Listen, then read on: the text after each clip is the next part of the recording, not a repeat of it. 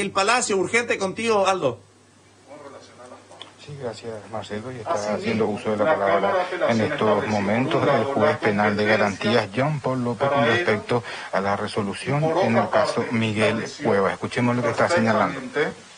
Estableció, por un lado, como dije, la competencia del juzgado de garantías y por otro lado, estableció que el juzgado de control o garantías en la etapa preparatoria debe decidir solamente sobre la pertinencia de las pruebas ofrecidas y consecuentemente sobre la admisión o no de las mismas. Es decir, el tribunal de sentencia decide sobre la relevancia de los medios probatorios admitidos anteriormente por el juez de garantías. Y a su vez, ese tribunal de sentencia hace el proceso denominado valoración conjunta y armónica de las pruebas. La defensa denuncia irregularidades en la pericia para que el juzgado en la etapa probatoria, que es esta, realice una valoración o una conclusión sobre la irregularidad de una pericia o de otra, necesariamente el juez tiene que entonces ingresar a un análisis exhaustivo del informe pericial y hasta incluso de los testigos calificados que son los peritos, calificados en razón a su ciencia como peritos de tasación de inmuebles. Ello no le está permitido al juez de la etapa preparatoria porque implica una valoración de las pruebas. La defensa, en uso de, por supuesto, de sus mecanismos, argumenta la irregularidad de una pericia. El Ministerio Público también menciona la irregularidad de la otra pericia. Ambos denuncian irregularidades en una pericia y en otra.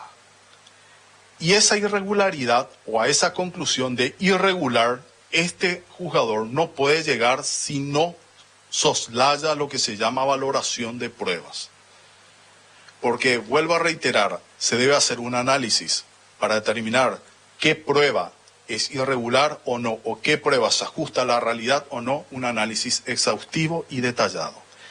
Y acá les digo, nuestro sistema probatorio no se basa en la prueba tasada, no se basa en la prueba tasada en donde, porque una pericia es del Ministerio Público, vale más que la pericia del abogado particular. O en este caso, una pericia del Poder Judicial vale más o no que la pericia del Ministerio Público. Esa es la prueba tasada. O que existen dos pericias contra una. Y el juez tiene que optar por una o por otra. Y no razón a los números, a la matemática. Que dos valen más que una pericia. Porque esa es la prueba tasada y eso está prohibido. Se rige por la sana crítica. Al regirse por la sana crítica, necesariamente, vuelvo a reiterar, para darle una conclusión a una afirmación sobre la regularidad o no de una pericia, debo entrar en lo que se llama valoración de credibilidad del informe pericial o del testigo calificado, que en este caso es el perito, que en un tribunal de sentencia tiene la amplia potestad de llamar al perito y solicitarle cómo llegó a esta conclusión, de qué manera, qué método utilizó, y así el tribunal, en una etapa posterior, concluir cuál pericia es la irregular. Señores, en esta etapa no podemos hablar con la verdad sobre una pericia irregular, sea del Poder Judicial o del Ministerio Público. Porque efectivamente esa potestad le está vedada. Vuelvo a reiterar, cuando existe una polaridad de testigos, una polaridad en relación a una prueba, como es en este caso de informes o testigos, necesariamente debemos acudir a la valoración de credibilidad del testigo o del informe pericial. Y eso me lo está prohibido. Y me lo recuerda la ley en primer lugar y la Cámara de Apelación, cuarta sala, que efectivamente en una resolución reciente de fecha 13 de mayo del 2020 en esta causa, si bien me faculta y me confiere y confirma la potestad como juez de garantías para autorizar los diferentes medios probatorios que las partes solicitan al juez de garantías, también me recuerda, el tribunal efectivamente es el perito de peritos.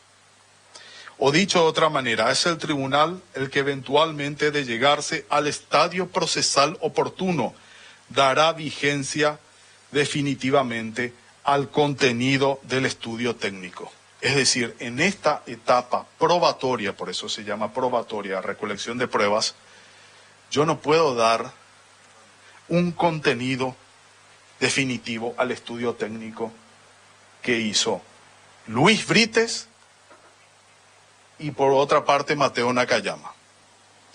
De esta manera no podemos mencionar que existe un nuevo elemento de juicio que contraste o que sea controvertido al anterior elemento de juicio que tuvo el juzgado para tener en cuenta el auto de prisión preventiva. ¿Entienden? A su vez,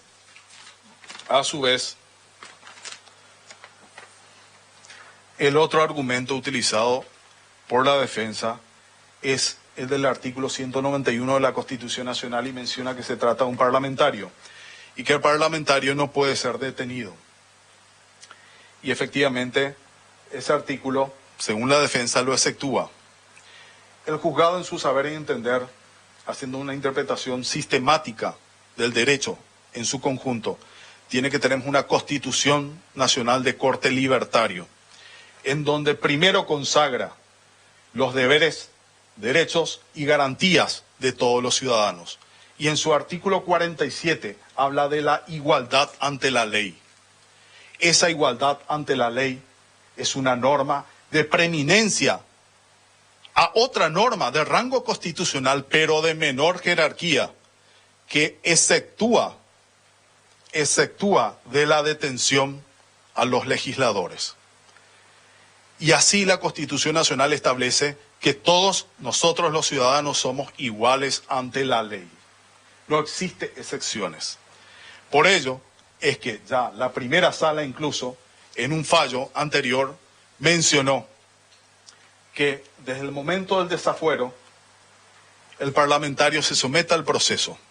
Al someterse al proceso, se somete al proceso como medio de debate y ello implica a su vez que se somete a todo lo que acarrea un proceso penal y entre ellos se encuentran las medidas cautelares.